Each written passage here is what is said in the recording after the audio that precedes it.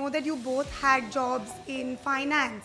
And from that, you guys have moved to entrepreneurship and starting multiple new ventures. Every step we took was almost in a way towards that. Renting a luxury villa in many cases is much better than booking a hotel. We always believe that the way we live as Indians is going to change. The cities in which we live get worse by the day. More traffic, Pollution. more density, higher prices. What does the Isprava business model really look like? What Isprava does is we build these super luxury non-urban homes. These homes are fully furnished, they're state of the art. They're some of the most beautiful homes in the world. I'm sure you've seen them. Since it's a very capital intensive business, how did you go about raising capital? I think a guiding principle of how we run our business is just an obsessive focus on cash flow. It's not about selling them one product. It's about selling them a product, but then being with them and being married to them through the life cycle of that product. Just always do the right thing. And in real estate, it's even more important.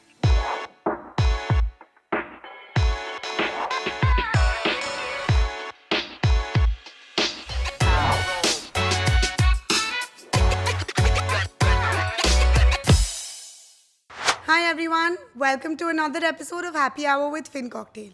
Today, I'm joined by two brothers, Nibhrant and Dhimaan Shah, who have made their mark across luxury living in India. They are the powerhouse brothers behind the Isprava Group that has made its mark across luxury living, bespoke residences and curated hospitality experiences. So let's learn more about their story and welcome them to our show. Hi Nibhrant and Dhimaan, I'm so glad you guys could make it to the show. Very happy to have you. Thank you. Pleasure to be here. Looking forward to chatting. Absolutely. So tell me a little bit about yourselves. I mean, I know that you both had jobs in finance, and from that you guys have moved to entrepreneurship and starting multiple new ventures. Tell me a little bit about your journey. First of all, we always wanted to be entrepreneurs, and I know I'm speaking for Dhimaan here, but it was kind of ingrained with us. You know, we're half Gujarati, half Parsi, and we tell people we have the best of both worlds, and hopefully they agree with us. But we always wanted to be entrepreneurs. Right. So, you know, we were born and brought up in Bombay. We went to school here, studied in America. You know, both went to the same university. You know, we're 2 years apart. I'm 2 years older, but we went to the same university and, you know, studied similar degrees. You know, and worked in similar jobs. We both did investment banking. But I think the itch, and it wasn't even an itch, right? Almost the knowledge that at some point we're going to either start a business or be part of a business was always there. It was always a given. It was always Something at the back of your mind. Yeah, not even back of our mind, front of our mind. Front of your mind. So, you know, I like to believe, at least in my case, and I know we talk about it a lot, but even in Dhimaan's case, it was, every step we took was almost in a way towards that, right? And it played out, you know, in a funny way. For example, when we went to a fairly good university. We went to Northwestern University in America, but doing well in college never mattered to us, right? While it matters to others, because it wasn't about the kind of job you get later, right? Yeah. It was about the experiences you could have in college. So, you know, I spent a lot of time playing sport. I spent a lot of time meeting new people, you know, doing the extracurriculars, taking part in that kind of stuff. Even the type of job, right? It was investment banking, because it was hot. You know, this was in 2007, 2008, where you know, finance was the it thing to do. But fundamentally, it was also because we wanted to learn from big organizations, learn culture, which are, you know, hardcore implementation kind of cultures where we work with other large companies. So, you know, so it was always a build up towards ultimately doing something of our own. Right. Amazing. Yeah. And after university, I believe both of you all had like corporate jobs in investment banking. Tell me a little bit about that. Yeah, so, you know, like Nibhrant said, we're 2 years apart. He graduated, obviously, 2 years before me, and then became an investment banker, right, between London and New York. I then graduated 2 years later and worked as a banker in New York. Okay. In fact, I took his seat. Oh, right? really? So it was and it was interesting times, right? I graduated in 2008, which is, you know, when to the finance world, that's the, you know, the apocalypse. Apocalypse, and, yeah, absolutely. it was the end of the world, but it was a fun time. And you know, I think the point wasn't so much that, hey, we want to do investment banking to get into finance. It was, look, let's go through the rigors of investment banking. Right. Because it'll give us a great base for whatever we want to do in the future. And entrepreneurship wasn't a question of if, it was a question of when. When. So, what will give us the strongest base to do that, right? Understand how the fundamentals of a company work, set a certain rhythm and cadence around a work ethic, etc., etc. So investment banking gave us that platform. It was also just the hottest thing. Everyone wanted to do it. Yeah. And, you just get caught up kind of No, in it was. I mean, I know because Saili was an investment banker. I was a private banker. Right. And both of us obviously got into it because it was like the hot thing to do. Yeah. But I feel like few years down the line, it gets really tiring also. I mean, investment banking can get to you. There's long hours. There's no work-life balance. There's nothing. And we worked in Wall Street, Yeah. right? Which That's is the heart of everything. Yeah, which is hardcore. Look, I think there are pros and cons. Of course, You learn about business. You learn how to actually structure deals when you do M&A or Absolutely. how to raise money. I think those are all very important skills. You learn personal skills. You learn, how to be a perfectionist. At that, where you're an analyst or an associate, when you're younger, you're learning how to really, really dig deep into details. Yeah. And you're surrounded in very successful organizations and firms that have been built over the years and built very successfully, right? Like, how do they incentivize their teams, right? How do you, while still setting a culture of winning, right? How do you create that culture of ownership? How do you, how do you set that culture of almost ruthless meritocracy, right? Which is a good thing and a bad thing. But they're all good things to learn, Absolutely. right? And I think that's what we wanted to Right. take away from it. And also, like you guys, what can we learn from the clients, right? What are Correct. they doing well, across Absolutely. sectors, You meet etc. so many business owners, so exactly. many You promoters. It's just Exactly. something different. The network. Yeah. Yeah, that and you you also sort of build. learn. I think one of the biggest takeaways you learn is just client obsession, right? Like, you'd be up all night and a comma was out of place, and it would become a thing, right? And Absolutely. at that point, you'd just be like, look, we've been up all night, like, it's okay, but it wasn't okay, right? Yeah. And the point was, it was just ruthlessly the culture was just ruthlessly obsessive about the client, right? Right. A comma can't be out of place, right? Right. Or a number can't be. A number being wrong is not a small thing; it's a big thing. Big But thing, yeah. a comma not being there is not a big thing. But it's just this client obsession, right? Yeah. And I know we live that today, Right. right? And I think a big part of that was because of the training we kind of got right in Wall Street, and I think it's one of the best experiences we both had was being there. That's amazing. That's amazing. So when did you decide to make that switch? From like quitting your job and starting something of your own, getting into entrepreneurship. Tell me a little bit about that switch and what your first business venture was. Like we said, right? We always knew that the switch had to happen. Correct. I started work in 2006 in New York, moved to London. It was, 2009, 3 years later, where I thought that, okay, I'd learned what I needed to learn for... At that point in time. At that point in time. If I wanted to be a banker, you stay. Or if you want to be in finance or you want to, stay abroad, you stay. But, number one, there was the entire financial crisis that happened, right? Deals were slow. Suddenly, the action kind of slowed down. And I realized, why waste, one's time? Absolutely. So always wanted to move back. And that was always the dream. So just move back. Started my first business called Themis. What we did at Themis and do, but what we did at Themis is we work with startups and handle their back-end functions. Okay. And it was a very interesting time because this was, 2010, where startups weren't a thing, or at least it wasn't a thing in the pink papers. Of course. But companies were starting, right? VCs had just entered India. There were a few successful startups that were starting. That vintage was the Flipkart and the old school, Right. Myntra, Flipkart. That period. Snapdeal kind of vintage, Pepperfry launched, etc., etc. So it was quite interesting. The ecosystem was building out. And what we did is we worked with startups and we handled their back-end functions. Right? So we went to a founder or we went to an investor, right, a VC, and said, look, you're making an investment into a company.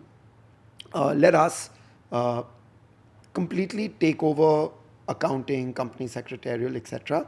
So that way the founders can focus on what they their do core best. business, what they do best. And by the way, as a VC, you get a clean MIS every month and we pay your taxes. So, it's all kosher. And as a founder, then they don't have to focus on, on the boring stuff, right? And they can really, truly build the business. So it was a very interesting time. It was a great business. It's an annuity business. It's sticky, right? You don't get rid of your accounts and finance team very easily. And it was, it was really interesting. So that's kind of, stage one. And then Isprava happened, which I'm sure we'll kind of get into shortly. But I'll pause here because, Dhimaan has a very interesting kind of I'd love to hear it. story as well. So, same, right? Became a banker. I actually started in '08. And funnily, and that's the other lesson, right? That we learned, and I saw it play out again, a decade and a half later through COVID, was when I started, right? It was September 2008 and around then, right? And if you were in finance, the world was ending and there were no deals happening and there was nothing, right? But very quickly, right, within a couple months, we suddenly started doing more deals than we had ever done, right? And that's when you actually even, when you take a moment to zoom out and think back, right, you realize that actually when a lot of crises hit, right, there are huge pockets of opportunity, right? And if you're there at the right time in the right place with the right, the ability to build something big very fast happens. We, similarly ran through a similar pocket in COVID, right? When the world was ending, everyone was like, and that happened, right? 6-8 months, it was just quiet. And then suddenly that pocket started opening up for us as well, right? So moved back late 10, early 11. And same reason, I think I was ready to now come back. We were ready to do our own thing. Very shortly after returning, invested in and started a really cool big data and big data and analytics startup where we worked across the whole fashion and beauty industry. So our tech and our product was actually curating fashion and beauty products across the board and sending them to you and shipping them to you. So it was almost like having a stylist at scale, right? So rather than a one-on-one personal styling, And what was this called? It was called StyleCracker. StyleCracker. Yeah, and it had scaled quite rapidly, and then Isprava happened, and I know it just rings a bell. Yeah. We were shipping across India from Kashmir to Kanyakumari and everything in between. We had scaled quite rapidly, and then Isprava happened. Other distractions. So how did Isprava happen? I feel like both of you all were in very sort of like number-driven businesses. How did this sort of switch to real estate happen? So, the switch wasn't so much to real estate. It was, we actually went to Goa, right? And, you've grown up in Bombay, I take, right? So, and through the 90s, you never really went abroad, right? If you grew up in the 90s, you didn't go abroad. So anyone who was in Bombay used to go to Goa, Mahabaleshwar, Panchkani, Lonavala, that belt, right? That was it. Exactly. If you were in Delhi, you went to whatever around Delhi, right? Yeah. So we had grown up going to Goa and Mahabaleshwar. That was our beat, so to speak. So we just went back to Goa on a holiday and, fell back in love. We were seeing it for the first time as adults finally, right? Yeah. We had seen Goa Yeah. more as a child and we'd been away for so long in between and wanted to buy something of our own and just we just didn't like anything we saw for different reasons. And we said, hey, then this is what we should be doing is, building homes for people like us, but with certain guiding principles, etc., which we'll get to. But it wasn't to start a real estate company. It was, hey, let's start a luxury lifestyle brand. And then over time, we'll be able to build out a stable of luxury lifestyle brands. That was always the vision and the goal. Okay. So that's kind of how we stumbled into it and how we started. And Niyati, I think the first business, which is, the real estate development business, right? Which is we build homes, which originally were thought of as holiday homes, but now, we call them non-urban homes because a huge cohort of our buyers buy these homes in Goa and Alibag and Kasoli, etc., as primary homes, right? These are people moving out of The city to live there. But when we started, right, it was always that, look, this could be a hobby, right? You can build a few beautiful homes a year and continue doing whatever you're doing and make a lot of money on the side. But the reason it became a business and the reason this vertical became our anchor vertical or our first vertical was two or three, right? Number one, because the entire holiday home stroke non-urban market is a very fragmented market, right? You go into a city and you have 2 or 3 big builders who win and then many small ones. But in a place like Alibag or a place like Goa, it's, everyone building one or two. It's very, very fragmented. And we thought there's an opportunity for a pan-India player, right? The second thing is, and this is back, 2014 or 15, we always believe that the way we live as Indians is going to change. And think about it, right? Number one, the cities in which we live get worse by the day, right? Absolutely. More traffic, more pollution, more density, higher prices. I mean, if you look at any standard of living benchmark, Indian cities kind of get worse on a year-on-year basis, Absolutely. right? Be it Delhi, be it Bombay, be it Bangalore.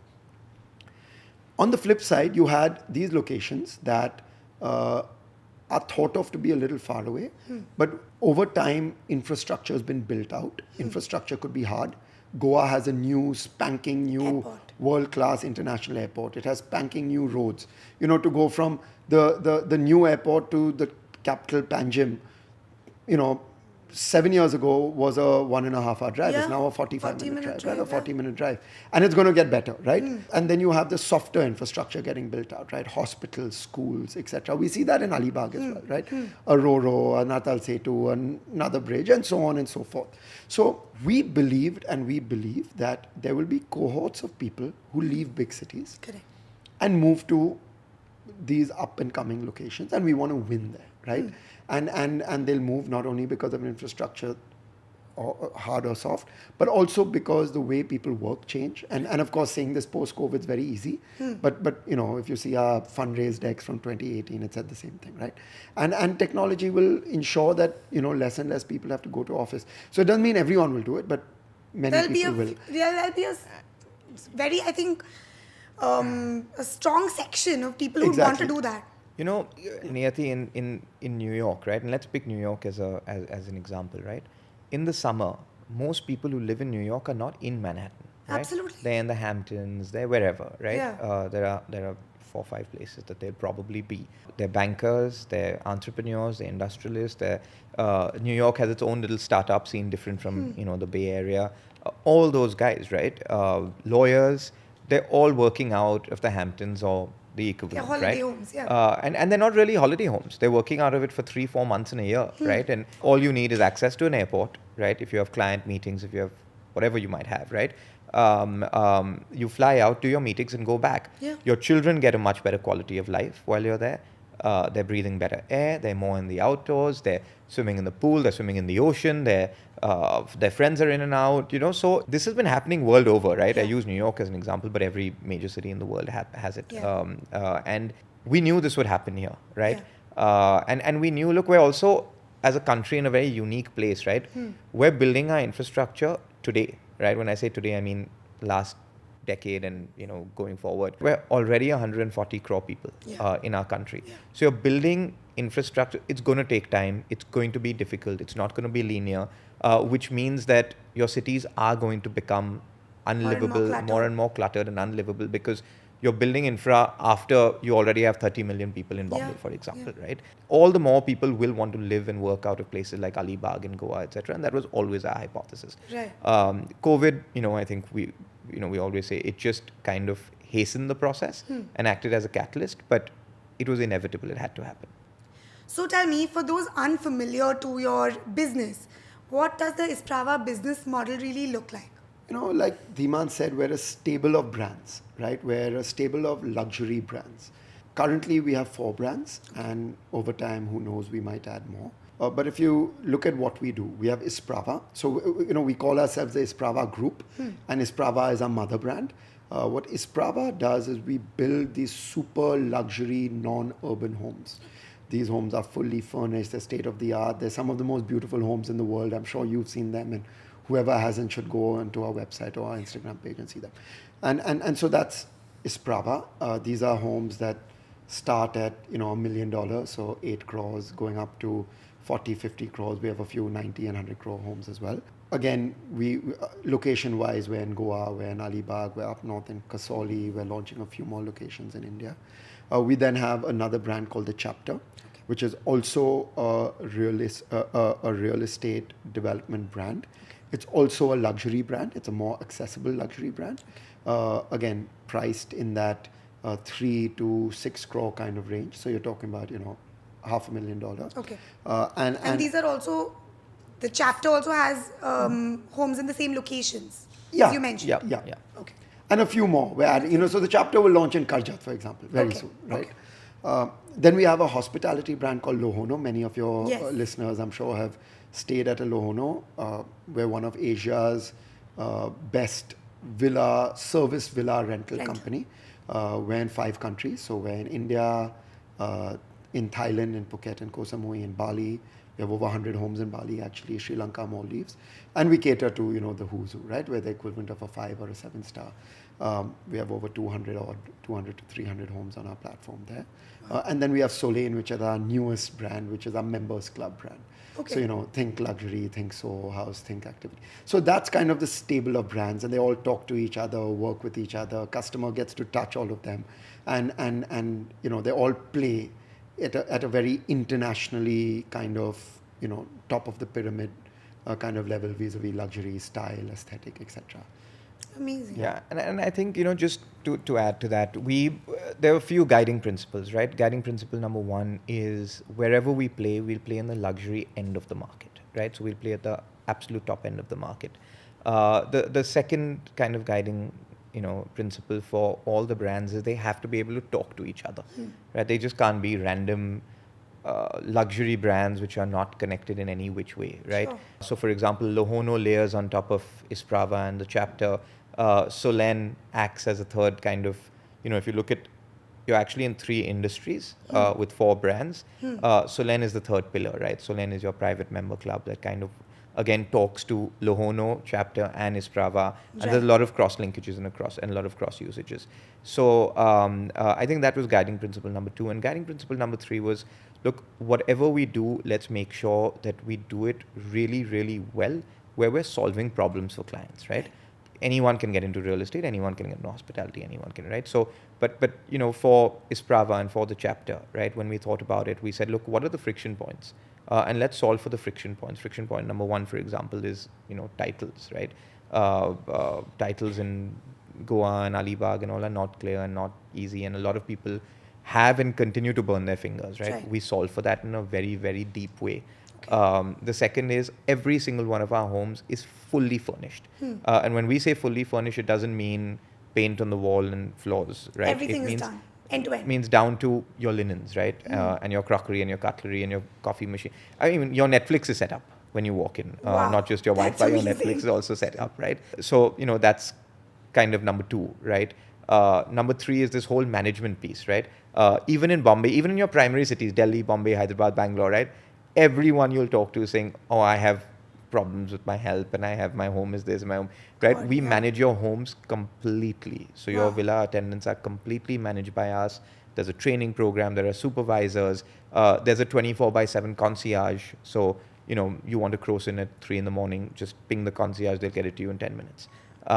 So a very deep service layer on top of it, right? Which then which happens entirely through Lohono, right? And then Lohono, there's the short-term rentals, which solves another problem for you, especially when you're not in your primary city, right? So when, you live in Bombay, you have a home in Goa, you want your home to be used a few times a month if you're not using it, right? Of course. And you never put your hand in your pocket to maintain the home because rentals is paying for all of it, right? So we had to ensure that we are creating something very different and very differentiated. And these have been kind of the guiding principle as we built. Amazing. Yeah. That's great. It sounds so cool to be running this kind of a business. But tell me, I think post-COVID, we've seen a lot of shift in mentality of the consumer where people are leaning more towards renting as compared to buying. How has this affected the luxury segment? And do you see a switch in demand where, people, where the demand's gone down for luxury homes? Is that something that has happened? We've actually seen a different trend. Okay. We've seen a different trend. And let me break it up into 2 parts, just like you did. I think let's talk about the real estate side first. Sure. Or you know what? No, let's start with the hospitality side first, because I think that makes a lot more sense. You're right. People love renting. the shift that's happened is people have realized renting a luxury villa in many cases is much better than booking a hotel, right? And that's just because we as Indians are unique, right? If you talk to someone from the West, out of every 10 holidays they take, 9 are just with their spouse or direct family. If you talk to Indians, only 1 holiday is with their spouse and direct family. 9 are with your With a big group of extended people. family or your friends, right? Yeah. What do you want in that case? Number one is you want service. That was the insecurity around renting villas, right? You go to Airbnb or you go to anything else, right? They're not serviced, right? Or they're not serviced to the level and the consistency that you'd want them to be, which Lohono really, really strongly addressed, right? The number 2 thing you want is you want your pool to be yours, right? Instead of sharing a hotel pool with hundreds of people, you have a pool that's just yours. You spend a lot of time in common areas, and your common areas you want private to you and your group, right? Rather than sitting in a Hotel lobby. Exactly, right? So villa rentals and managed luxury villa rentals have really taken off. Sure. Right? I mean, we have Bollywood celebrities, cricketers, industrialists, lawyers who just will only now stay with us, right? Sure, if they're going for business or they're going just with their spouse or something, they'll obviously still book a hotel. Yeah. So that has taken off. Now, to your point, it's not come at the cost of buying. Buying is a whole different decision-making matrix. Right. And in fact, demand for homes in non-urban locations has never been higher for all the reasons we were talking about earlier, right? Which is, look, you're not going to buy your 3rd apartment in Bombay, right? Or you're not going to buy your 3rd apartment in Delhi. That's what people used to do. Number one, real estate is a really good investment in general. Number 2, it's a little bit of a hedge against uncertainty. So when there's volatility, people like real estate, right? It's a good asset class to have, right? Number 3, when you have the 2 things above working, right? You don't want to then invest in your 3rd apartment in Bombay or Delhi or Bangalore because, okay, you get it, right? Rental yields are less than 1% in India, in your big cities in India. The quality of life is the same. If you book an apartment on the 18th floor of this building or the 12th floor, the quality of life is the same. So people are like, you know what, let's allocate that now to luxury homes in non-urban locations because my quality of life improves that much more. And hey, B, it makes a lot of financial sense, a lot more than buying in the cities. So we've actually seen demand really, really take off and be elevated. So it's actually, and we see it continuing like this over the next few years. Okay, great. So if you were to convince somebody who's sort of on the fence about buying a luxury home for themselves, what were a few factors, like deciding factors that you would, whether they're emotional or lifestyle factors, what would you sort of emphasize on? Look, there are 2 or 3 things, right? Number 1, you buy a home like ours because it's a space to truly create memories, right? Going to a different hotel at different time, very different from owning a space that you call your own. And that's how consistent memories are created, right? When we were kids, we went to Mahabaleshwar every year. We stayed in the same house. Our granddad had a house. It's the best place on earth for us, right? We've traveled the world, but it's the best place on earth for us because they're consistent memories that get created, right? You go back, the tree you planted last year, you come back every summer and every Christmas break and every Diwali break and you kind of nurture it, you know the neighbors, you go down to the same lake or the same beach and you know the shack owner and so on and so forth, right? Our product is so unique. It's a great, almost like a legacy. A lot of our buyers think of it as a legacy, right? It's an heirloom they're leaving behind. They're like, look, these homes are one of a kind, right? It's not an apartment in a building. However great a building is, your flat is the same as the flat above and the flat below with a few tweaks, right? So each home is unique. Each one's kind of, truly tells a story. It's kind of a heirloom that you're leaving behind. And then there's all the other kind of financial aspects, right? Financial aspects around capital appreciation, right? The markets in which we work in, right? Be it Goa, Alibag, have seen appreciation far more at a far faster clip, at a far higher rate than any other city in India or any other space or place in India. There's an opportunity to actually monetize it, right? If you truly think about it, you might buy a flat in Mumbai or Delhi or Bangalore, but you can't monetize it unless you put it on a long lease, right? So then you can't use it. Here you can do both. You can use it And rent put it out. on rent. And not only that, the rental yield you get is far higher because you're doing a short-term rental, right? So Mumbai, depending on what you do, you'll end up between 1% and 2% max, right? Yeah. If you're lucky, close to 2%. If you're not so lucky, closer to 1%, Yeah. right? In Goa, you can end up somewhere between, again, 4 to 6%, Yeah. right? So you're talking about 3 to 4 times more. It's significant, right? It's Yeah. really, really significant. Yeah. And you have that, right? Then you have the other softer elements, right? Nature, greenery, a garden for your kids to play in, cleaner air. You know, we have customers who say, you know what, I'm going to come and just move to Goa for 1 month, not more. But I'm going to do that 1 month because the air in Delhi is so bad in that 1 month. My grandparents, you get what I'm saying, or 2 months, right? So it really gives you that flexibility where there's an entire part that creates memories, that really builds bonds. That's the emotional aspect. Really emotional aspect. There's a health and wellness aspect. You're in the trees, you're running around barefoot. Your kids. Yeah. I lived in Goa through COVID for 2 years, right? My daughter would wake up. We would go to the beach every morning. We would swim in the sea. You don't get that anywhere, Yeah, right? yeah, Then you come back. You're running around every morning. The peacock would come to our garden, Backyard right? or whatever, yeah. And then there's of course the financial aspect, and that's a beauty. It all ties in really, really beautifully together. Right. That's amazing. Yeah. So have you seen a change in consumer preferences post-COVID? Are there certain features that they're looking for, or certain experiences that they're looking for in their holiday homes or homes that they're renting? Yeah, so I think we've seen a marked shift in certain ways, right? And again, I'll just talk about buying first and then renting. Sure. When it comes to homeowners buying, right, and people buying homes, they definitely want larger homes. And by that, I don't mean the homes themselves, I mean the plots of land. Right. They want a little more space, and even the homes they want larger, but they want space, they want more greenery. I think everyone's mindset is, hey, if I'm getting locked down again, or if I have to be away, or, I want to be in a Open place where I have spaces. space, right? Which is still private, which is, safe, etc., etc. So I think that's been one big shift. We've seen ticket sizes increasing a lot. We've seen people wanting larger spaces, etc. The second thing is, of course, amenities, right? People want their own private swimming pool. People want a pickleball court. People want a paddle court. People want things to do, because again, the mindset is, hey, and this is not just to do with COVID. People are spending a lot more time in these homes now. Yeah. They're not flying in for 1 week in a year and flying out, right? They're Yeah. staying for 1 month, 2 months, 3 months, like we were discussing earlier. Many of the clients from Delhi stay for 4 to 6 months. People from Bombay, etc. So they want things to do, right? They want to do yoga every day. They want to work out in a gym. They want to play pickle. They want to play paddle. They want to swim. So that's been one more big shift. The third thing is experiences, right? And these experiences cut across many things. They can be F&B.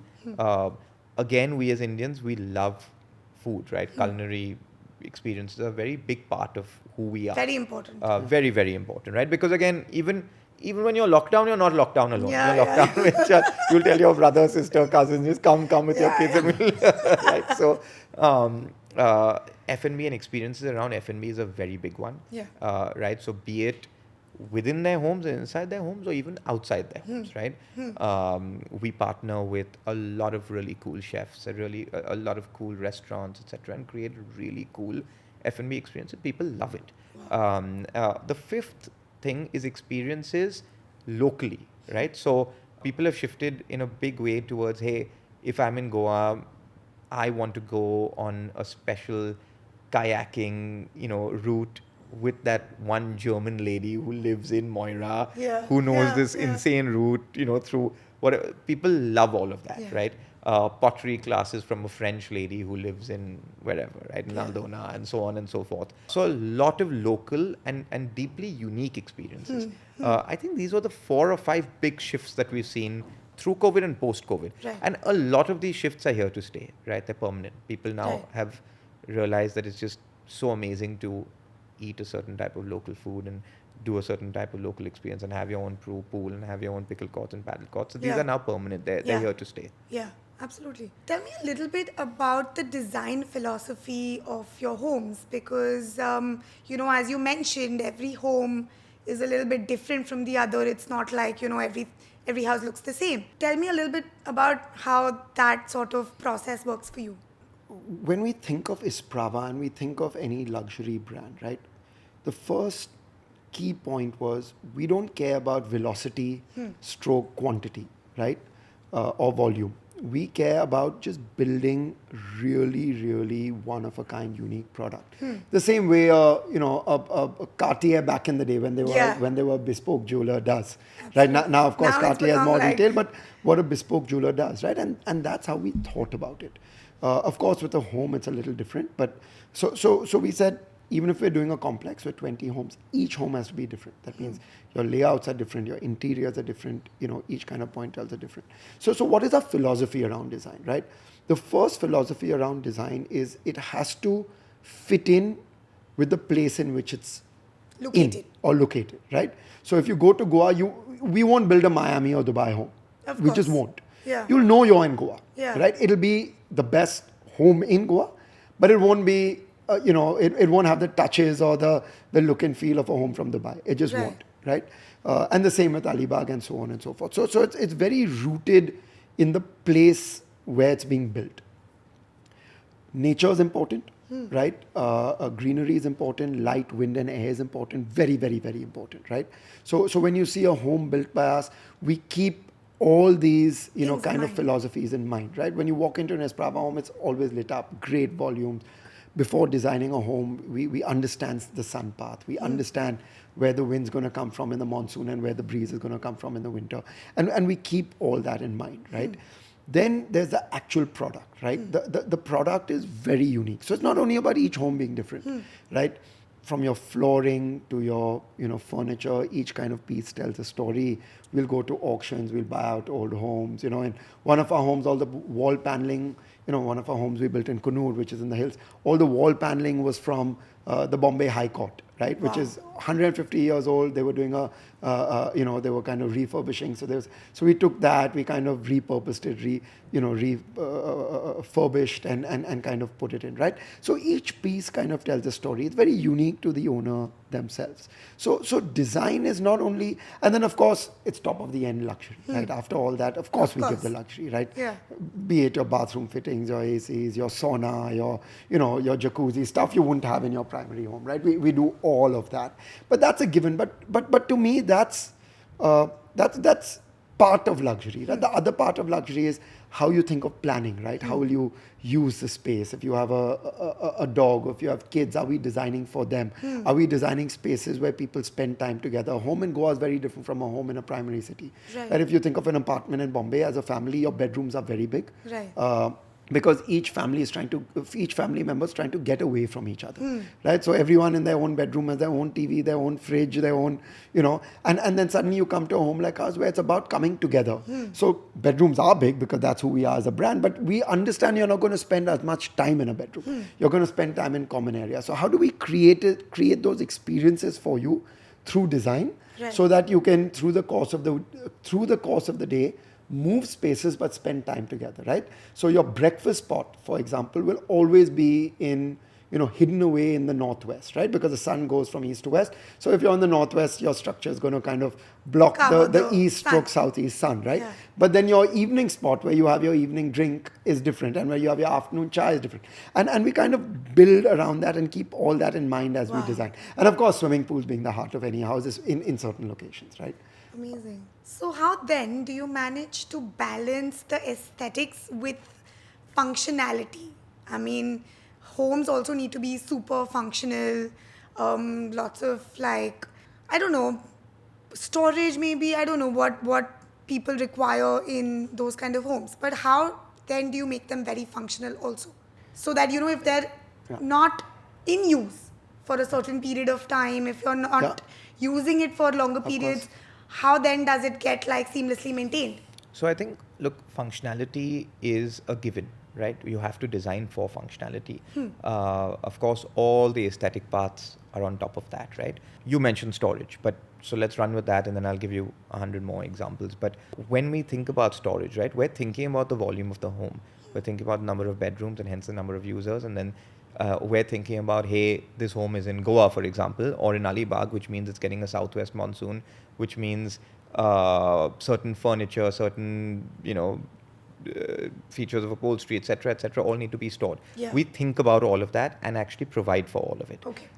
The second thing is, we always, joke and say we have, we buy and we create all this amazing, like Nibhrant was talking about, we took these wall panels from the High Court, and we use all these really amazing pieces that are refurbished and repurposed from old darbars and old palaces and all of that, right? But fundamentally under the hood, we're building a Ferrari, right? Which means at the end of the day, it's great to have all of this, but people also want, enough water pressure in their showers, and they want the best. Basic things. Exactly, right? No, you need a functional home. This is a home that your whole family is going to use, your friends are going to use.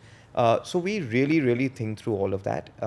And we figure out a way to make aesthetics and functionality go hand in hand, because they can.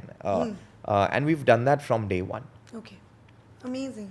And for us, if it's ever a choice, it's always function over form.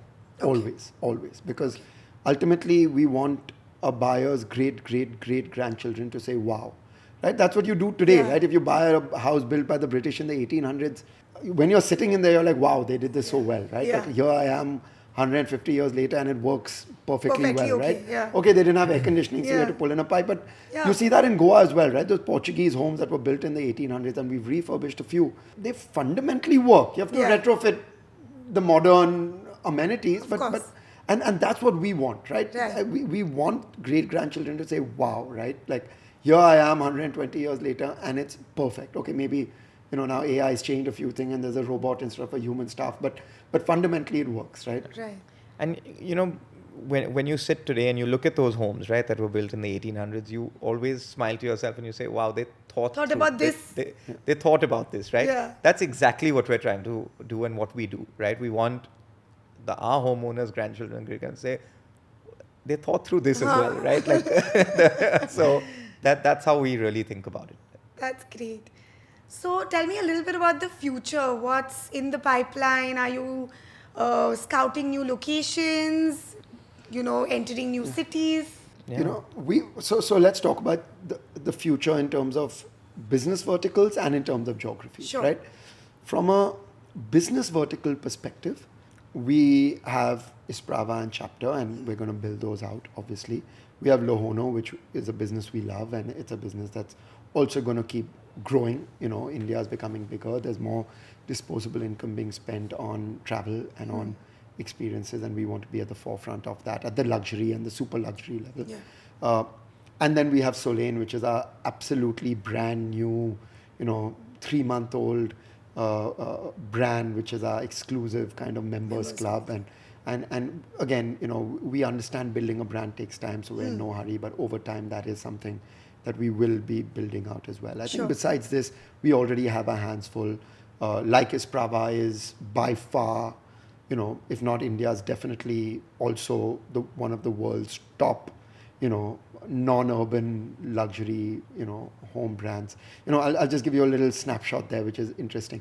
Condé Nast Traveler ran the 50 best villas in India, and we had 12 out of the 50. Wow. Think about that. That's a huge. It's almost That's it's over huge. 20%, right? And so that's what we're creating, and we'll continue doing that, right? I think location-wise, we are strong believers in Goa. It's an unbelievable space. It's an unbelievable place. It's a unique place in an Indian context. You can't make another Goa, whatever you try to do. And we're very well entrenched there. We work very well with the community there. We are loved, and that's because we give back a lot and we like that. We are in Alibag, and we're going to keep kind of spending time and capital there and in Kasoli. This is all in the real estate development space. Under the chapter, we're launching Karjat very soon. We've just started acquiring land.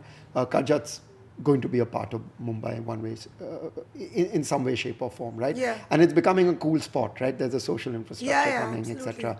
So we like Karjat, and we're going to spend some time there. From a Lohono perspective, we're going to keep adding locations both in India and abroad. I think we want to, kind of work very closely with the Indian traveler and kind of either, we want them to discover locations because of us, right? And we see that, right? The number of travelers that have gone to Phuket because they came to the Lohono website and said, oh wow, there's a Lohono home, let's go explore Phuket. Right? They've been there before and you've been to a hotel, but now you go to a villa and it's a whole new experience. Yeah. So that's kind of how we're thinking about it. But Dhimaan, I'm sure. Yeah, no, I think just to add to that, our different businesses will grow in different ways, right? Because they're different industries, actually, if you think about it, right? And like I said earlier, we're actually across 3 industries. Your real estate businesses, that's Isprava and the chapter, the way to actually win is to be be a mile deep, right? You can't be a mile wide, you have to be a mile deep in that business, right? You have to work with local communities, you have to know, even constructing in certain areas have their own nuances and, all of that. So we will be a mile deep, we will go deeper and deeper. We love Goa, like Nibhrant said, we love Alibag. Kasauli is such an exciting place as well. Karjat is just exploding, so we're very excited to go much, much deeper and make, a very measurable kind of impact. Lohono is a business that you have to be deep, but you can also go a mile wide and you can do it fast. And that's something we've been doing and we will continue to do. But in Lohono, again, ensuring while we do that, a certain quality standard is maintained. Because in that business, it's easy for things to slip. So, we'll do it, but we'll do it sensibly and we'll keep growing. Solene is a very young, early brand. I think, again, the obsession will be on building the brand to make it the best private members club in the world, just like we've done with Isprava and real estate and chapter and Lohono and hospitality.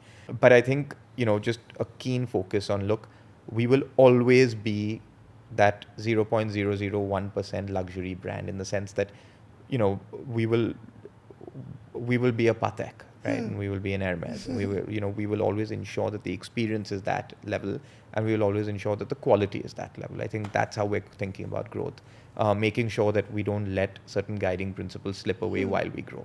Amazing. And tell me a little bit about the competition within your industry. I mean, I feel like you operate in a couple of different industries at this point in time. What does the competition look like, and what is it that really sets you apart? So, if you look at our real estate business, and again, we'll start there and then we'll move to hospitality. With the real estate business, you have in certain pockets some of your national builders. But again, these locations are not their knitting. It's not their day-to-day bread and butter business, right? They've bought a parcel of land 20 years ago and now they want to kind of monetize it, or they bought. So there's that. Then you have your local players, but they're very unorganized, very mom and pop in their approach. And then you really have like this, one architect who's building and selling one home, right? That's the kind of level of competition when it comes to the real estate business. We kind of have our own space. We're not bothered or distracted too much by any of it because it doesn't really bother or distract or affect our business. Right. Very rarely do we have clients saying, hey, we're looking at your home plus someone else's home, because it's a whole different approach to what we're doing, right? Absolutely. So we don't see it. We obviously see in places like Goa and Alibag, there are others doing things, but they're not too relevant in our scheme of things. When it comes to hospitality business, again, it's unique, right? Because you compete with hotels at some level. At the end of the day, in the consumer's mind, I'm either booking a hotel or I'm booking a villa, right? So that's your decision-making matrix. So you are at some level competing. Now, let's assume, like we discussed earlier in the conversation, you're with 8 people, 10 people, 6 people, you're going to choose a villa, you're not going to choose a hotel. So then let's look at the villa rental space. You have players. A lot of them are unmanaged or lightly managed, so the service level is either non-existent or very lightly existent. Again, that's not where we play, and that's not where we compete. So at our end of the market, again, in local hyper localities, there are someone who manages 3 homes or 5 homes or something. But again, it's not At the scale. at the scale. So at the luxury end, at this scale, there really isn't too much in India. It's a sunrise industry, right? So and we were very early to the party here, like we were even in Isprava. So, there are people, but again, nothing of too much relevance today. Okay. just a little bit on the pricing. How do you sort of find the right price which, sort of balances the buyer's expectation along with, I don't know, I would say what the market is like overall? First of all, in terms of where we play in the market, price-wise, we are always at a premium to anyone else, right? It's not a massive premium, but it is a premium. Value-wise, we like to believe we are better than anyone else, right? And I think any great product might be more expensive, right? An iPhone is more expensive, but ultimately people derive value from it, and therefore it's a multi-billion-dollar company, right? And we like to believe we're the same. If you look at the competitive landscape, and you asked about competition, no one's actually doing what we're doing, right? We build very beautiful homes, and others find that a little tough to do, but okay, beauty is a little bit subjective. We then layer on all the other brands, right? We then manage your home, we maintain your home, we monetize your home through Lohono. You can now join a members club. So all these moats, right? Just it ties everything together. It ties it all together. And then lastly, our core internal guiding philosophy, right? Which is, we are not a real estate company. And the minute that philosophy is ingrained in our culture, which it is, and in anyone's mind, you start thinking differently, right? Then you don't think FSI, so you don't overbuild. You don't think, squeezing every last penny out of a buyer, because you now know you have a very, very long-term relationship with this buyer. It's not about selling them one product. It's about selling them a product, but then being with them and being married to them through the life cycle of that product, right? There's almost like an ingrained insurance there. And so, it's a very deep kind of marriage. And no one's able to do that. So on paper, are we more pricey? The answer is yes. Are we very comfortable with that? The answer is yes. Is the market very comfortable with that? Anyone who can afford us? The answer is also yes, right? And that's why we've grown the way we have. And a fourth point on top of that, have every single one of our homeowners, either notionally or really notionally because they haven't sold, but really because some of them have sold and bought, made a lot of money with us? The answer is yes. Because it's not about the price, it's about the value. Correct. Right? And that's why a lot of our clients we have a strong, it's almost like an e-commerce company. We have a repeat cohort, right, of people buying homes with us over and over again because we keep delivering for them. And that's super important. Nice. So since this is a finance podcast, I just want to ask you a few questions about, since it's a very capital intensive business, how did you go about raising capital?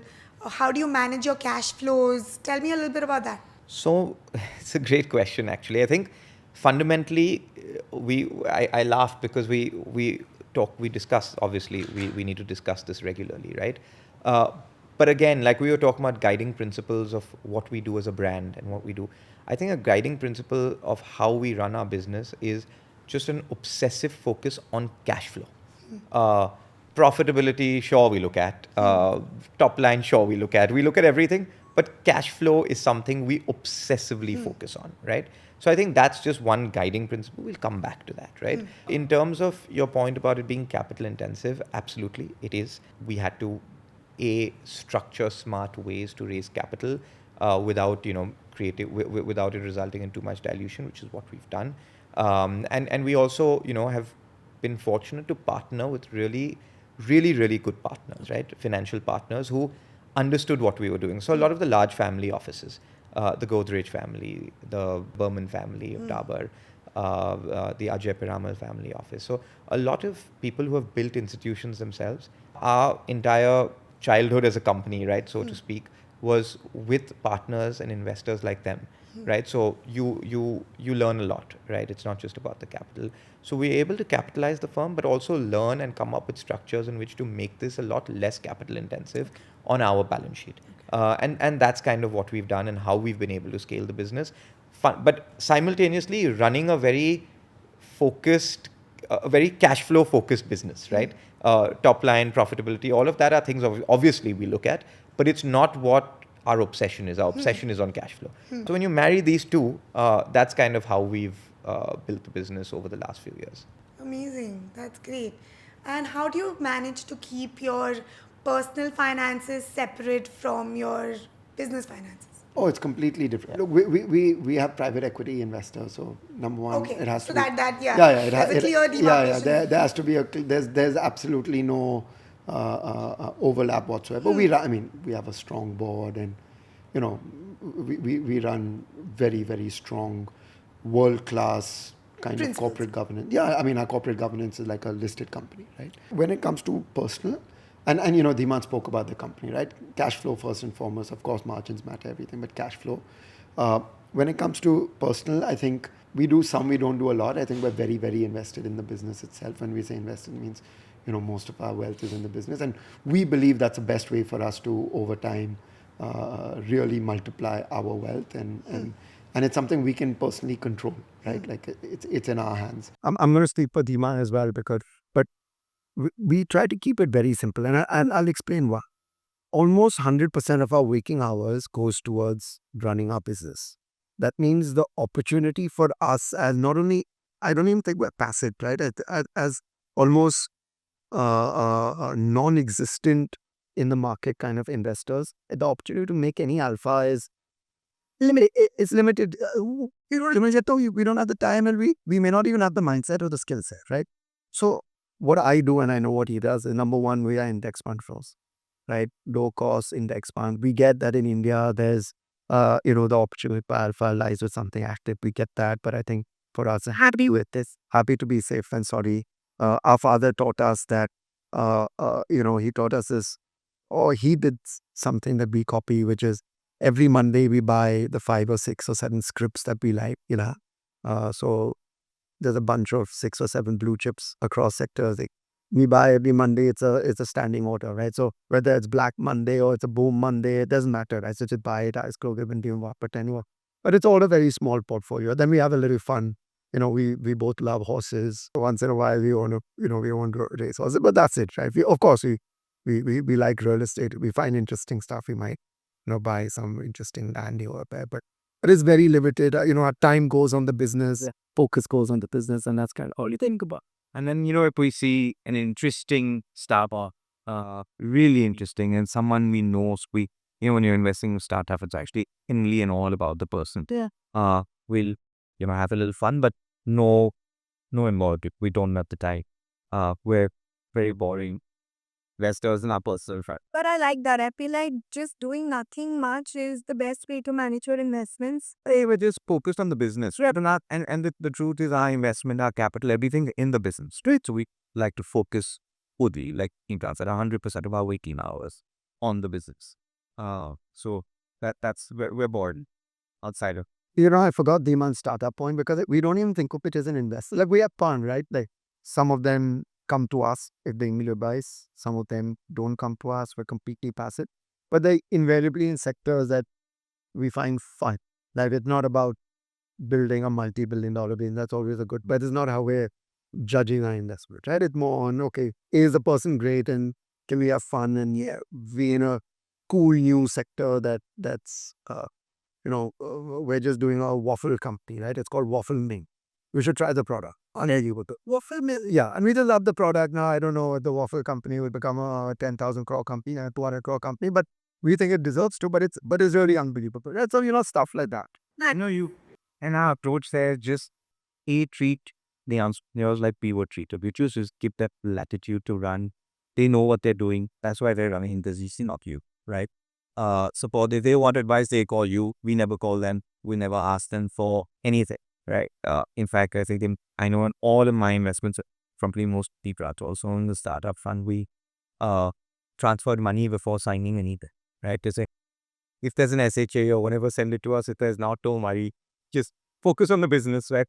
Like Nibhrant said, you invest in Waffle Mill, invest in another really interesting company called Binka, which makes games, really cool games. And they're creating this all in-house, retailing across the country, retailing across the world now. Wow. Then it's in the US, they're everywhere. There were a bunch of fun games. It's on Amazon, it's on, so we just do things where we have fun and we like the entrepreneurs and we know there's, they create something of it. And even if they don't, it's just fun.